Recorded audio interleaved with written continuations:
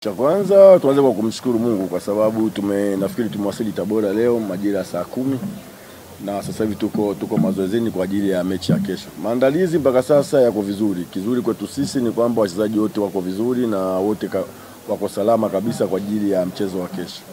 Tunajua umuhimu wa mchezo wa kesho, ni mchezo ambao kama tunavyojua tunaenda kwenye kinyang'anyiro cha ubingwa. Kati ya sisi na Yanga tuna gap la pointi moja, kwa hiyo ili tuwe mabingwa lazima tushinde mechi zote zilizobaki. Kwa hiyo moja ya mechi ambayo ni muhimu kesho ni Ken Gold. Kwa hiyo tunahakikisha pamoja kwamba ni timu ambayo imeshashuka daraja ukiangalia, lakini siku zote usimdharau mtu yote. Kwa sisi tutaingia kesho tutamdharau Ken Gold pamoja kwamba kishashuka daraja, kwa sababu pointi 3 kwake kwetu ni muhimu, ndo za ubingwa kwake. Kwa hiyo tuko vizuri pamoja na ubora wake atakaokuwa nao kesho, tuhakikisha tunapata matokeo ya mechi ya kesho.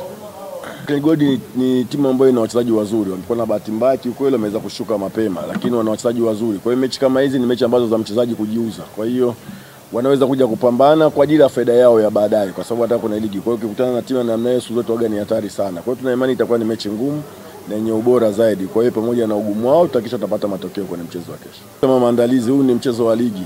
Ni mchezo wa ligi na unahitaji pointi 3. Kwa hiyo hatuwezi kuongelea mechi Yanga ambako sisi bado tuna michezo mingine hapa katikati. Tunaongelea mchezo wa kesho.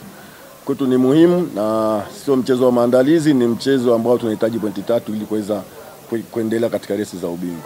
Tunamshukuru Mungu, wachezaji wetu wote wako salama na tumesafiri nafikiri karibuni na wachezaji takribani wote, na wote wako vizuri na wote wako kambini. Kwa hiyo kwa hilo linatupa matumaini ya kuweza kufanya vizuri katika mchezo wetu wa kesho. Sisi maandalizi yetu yalikuwa ni ya game 3 zilizobaki.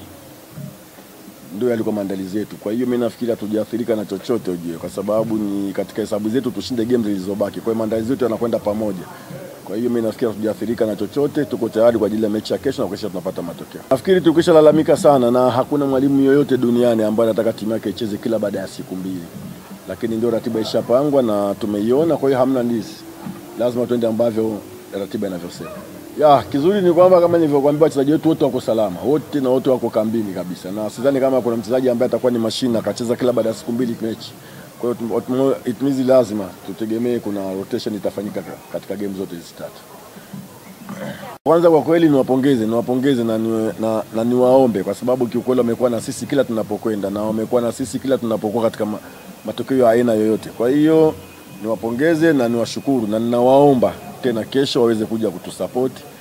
Tunawahakikishia kama Simba hatutawaangusha, tutafanya kile kitu kila mwana Simba anahitaji Simba ifanye kesho.